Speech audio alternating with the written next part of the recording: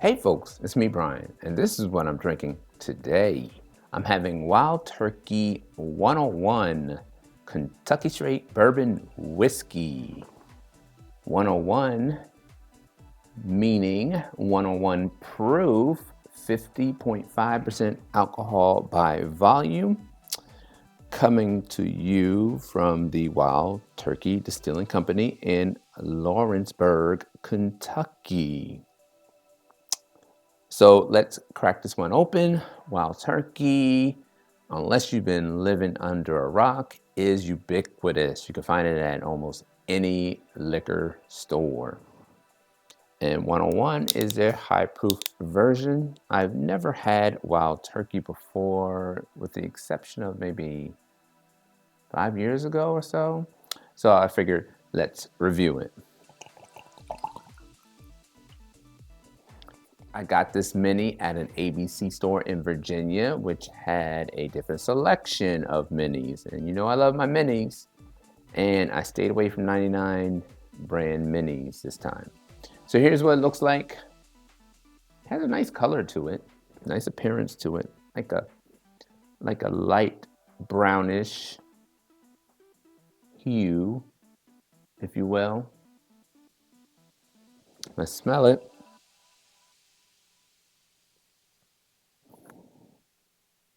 Kind of boozy smelling. A little bit of maple.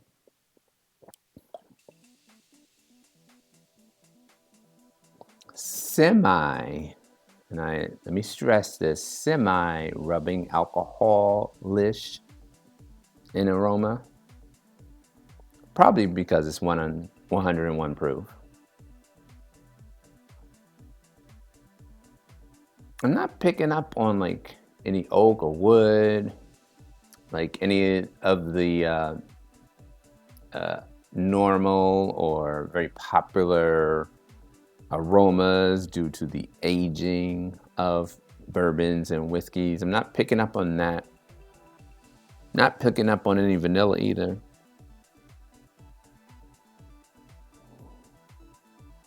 Kind of like a maple and an orange. That's what I'm getting. A maple and orange. So, without further ado, let's give it a taste.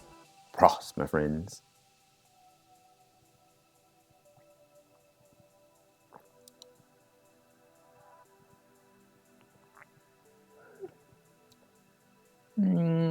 Kind of strong, not so sweet, a little bit of spice. I do get a little bit of oak flavor on the palate.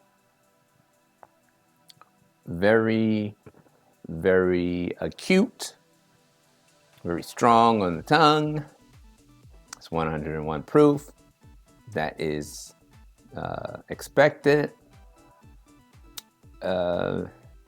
Not real fruit flavoring, just like a kind of semi-sweet, semi-spicy, but oaky flavor profile. Let's give it another sip.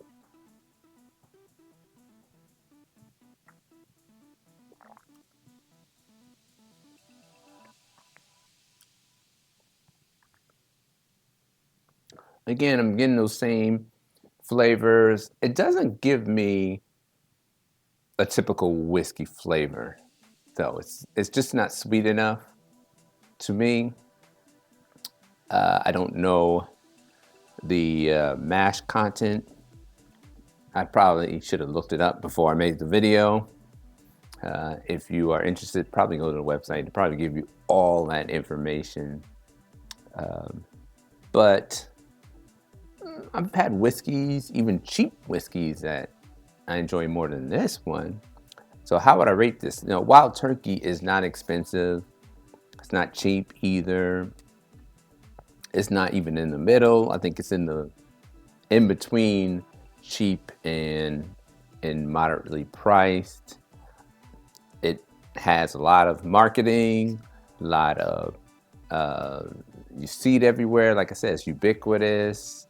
It's on shelves almost every store you go to. So they do sell a lot of their product. I guess there is a market for it that people really enjoy. because it's still on the shelves all these years.